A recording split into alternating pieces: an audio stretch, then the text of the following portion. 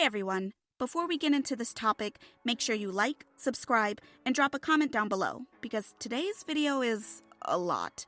We're getting real, we're getting honest, and we're talking about something I've been seeing way too much of lately on my feed. So if you're scrolling while eating a snack, keep it right there, because trust me, we're gonna unpack this together. Alright, let's get into it. So the other night I was just chilling, scrolling through TikTok, minding my business, and my entire feed suddenly turned into this mix of what I eat in a day videos from K-pop fan accounts. At first I thought, okay, maybe they're just showing their meals because they're inspired by idol lifestyle or something. But then I kept watching and realized something wasn't right. Some of those clips barely showed any food at all. Like, where's the rest of the meal? It was giving more air than actual nutrition. And the captions? Stuff like, staying disciplined, or I'm just trying to look like my favorite idol before comeback season. I'm sitting there like, girl, you're not debuting next month. Please eat that rice. It's honestly wild because I get where the mindset starts. We live in this era where being a fan isn't just about streaming music, it's about copying everything. The outfits, the routines, the diets, the aesthetic, even how idols pose for selfies. And in K-pop, where visuals are so tightly controlled, it's easy to forget that idols don't just wake up looking that way. There's a whole industry built around making them look perfect. Stylists, trainers, strict company rules, things that regular fans don't see. But lately, it's like the line between admiration and obsession is getting blurry, especially with these fan-made what I eat in a day or idol diet challenge videos. It's supposed to be motivational, like, look how healthy I'm being, but it ends up being scary. Because if you're not careful, that kind of content can mess with how you see your own body and what you think is normal. And look, I want to be super careful how I say this because I know YouTube has rules, but let's just say when people start to over-control what they eat in extreme ways, it's not healthy. It's not inspiring. It's not discipline. It's harmful. You don't need to earn your meals by looking a certain way. Your body deserves fuel, period. Now, before anyone says, oh, but idols do it all the time. Yeah, and that's the problem. Because idols are under pressure that most of us will never understand. Their careers literally depend on fitting an image, not just talent. When a company tells a trainee you need to lose weight before debut, that's not motivation, that's pressure. And it trickles down into the fandom. Fans start thinking, if my favorite idol looks like this, maybe I should too. And that's how we end up with whole communities of fans comparing lunches like it's a competition. Not cool. Honestly, as a dark-skinned woman, I've had my fair share of people trying to tell me what beauty should look like. But what's funny is, it's never been from outsiders. It's been from people who look like me. My own peers growing up were the first ones to make comments about my skin tone, like, you'd be prettier if you were lighter. And it's like, what do you mean by that? It took me a long time to realize that none of that has to define me. I love my skin. I love how it glows. And if someone doesn't get that, that's on them. But that's why I talk about this stuff so much, because I've seen how being judged for something you can't control, your skin, your body, your height, whatever, can really stick with you. So when I see K-pop fans now judging themselves because they don't have that tiny idol body, or because their thighs touch, or their arms aren't slim enough, I get it. I really do. Because that kind of thinking doesn't just come out of nowhere. It's planted. It's repeated until you start believing it's your own thought. And it's not just online. Even in K-pop music videos, there's a certain look that gets pushed more often. Lighter skin, specific face shapes, certain proportions. Don't get me wrong. Idols are beautiful, talented, hardworking people. But we can't ignore how much the industry still favors certain visuals. So when fans mirror that, it's not random. It's the result of what's constantly shown as ideal. But here's where it gets even trickier. The K-pop community is global now. Fans from all backgrounds are watching these trends, and it's like beauty standards are traveling faster than ever. A Korean company's diet plan for a comeback somehow turns into a TikTok trend in another country. And suddenly, people are skipping meals because they think that's how you achieve a K-pop body. But guess what? Even idols struggle with that. We've seen the interviews, the documentaries, idols saying how tired they felt, how much pressure they were under to stay thin, how hard it was to eat normally again. That's not something to copy. That's something to learn from. And I'll be real, I've always been on the smaller side. Like, naturally petite, never had major weight changes. So I used to think, I don't have to worry about that kind of stuff. But even then, it doesn't mean I haven't felt the pressure to look a certain way. You start to realize that being thin doesn't protect you from body image issues. There's always someone saying, you'd look better if, or why don't you try this trend? It never ends. That's why it's so important to talk about this stuff openly. Because it's not about saying don't watch K-pop or don't admire idols. It's about remembering that your body isn't a project. It's a home. And just like idols have teams taking care of them, you have to take care of yourself too. And let's be honest, fandom spaces can make this worse without realizing it.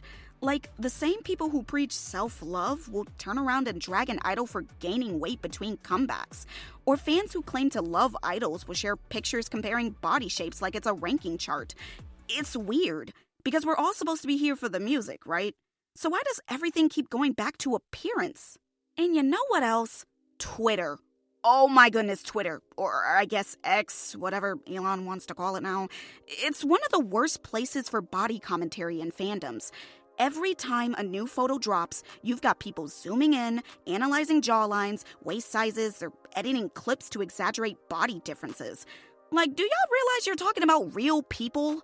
I get that K-pop is visual, it's part of the appeal, but at some point it's gone from appreciation to obsession. And what happens when fans turn that obsession inward? Suddenly they're policing their own plates, trying to live like trainees for no reason. That's not love, that's burnout. And what really messes me up is seeing people call it discipline. Like, no. Discipline is going to bed early, showing up for yourself, doing what's best for your body, not starving it. Your body isn't the enemy. It's the reason you're alive, the reason you can dance, laugh, and stream your favorite songs. It deserves respect. Let's talk about something else too. Skin color and body image in the K-pop space. As a dark-skinned woman, I've never had issue with non-black people saying something about my tone.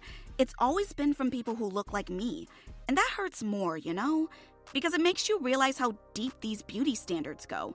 They pit us against each other when really, we should be uplifting one another. And it's the same with body image in K-pop. Fans will say, oh, this idol looks better because they lost weight, or she looked prettier before debut when she was thinner. And they don't realize how much harm that does, both to idols and to the fans watching. It's not a compliment, it's conditioning. But it's also why I love seeing more idols slowly breaking that mold. Like when artists post gym videos showing strength training instead of restriction, or when they talk about eating balanced meals or focusing on mental health during promotions. Those moments matter. They show fans that you don't have to be fragile to be beautiful. You could be strong, healthy, and confident, and still shine on stage. Honestly, I think that's the future of K-pop. Idols who take care of their health without hiding it. Idols who remind fans that their worth isn't based on a number or a dress size. That's what we need more of. And if you're someone watching this who's ever struggled with food or comparing yourself to idols online, please know this. You're not weak for feeling that way. These platforms are built to make you compare. They show highlight reels, not real life. You're doing the best you can, and that's enough. Let's also be real. Sometimes these so-called motivation accounts don't even mean to be harmful. They just copy what they see.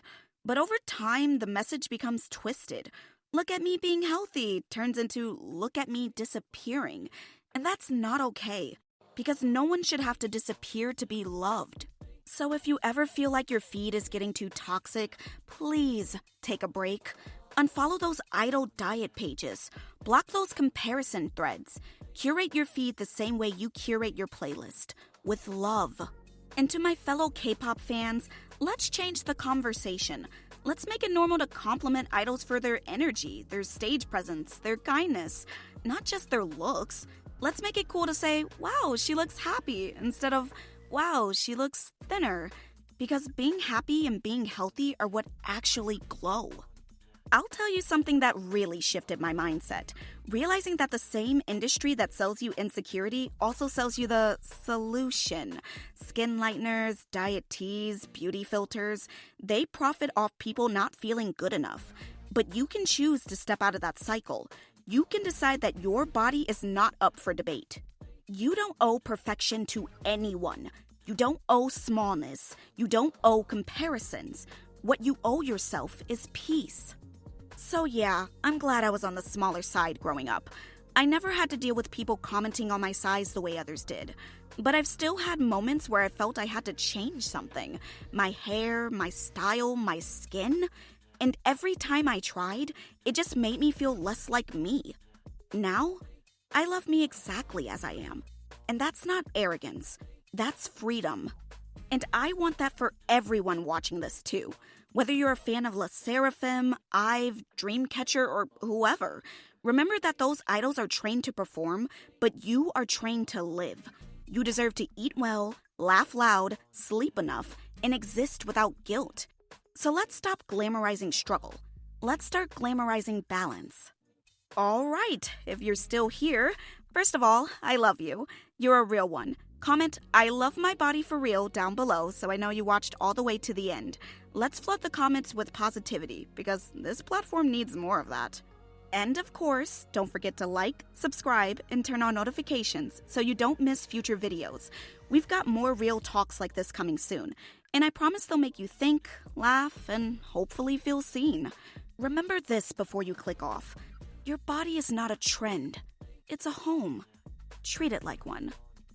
I'll see you in the next one.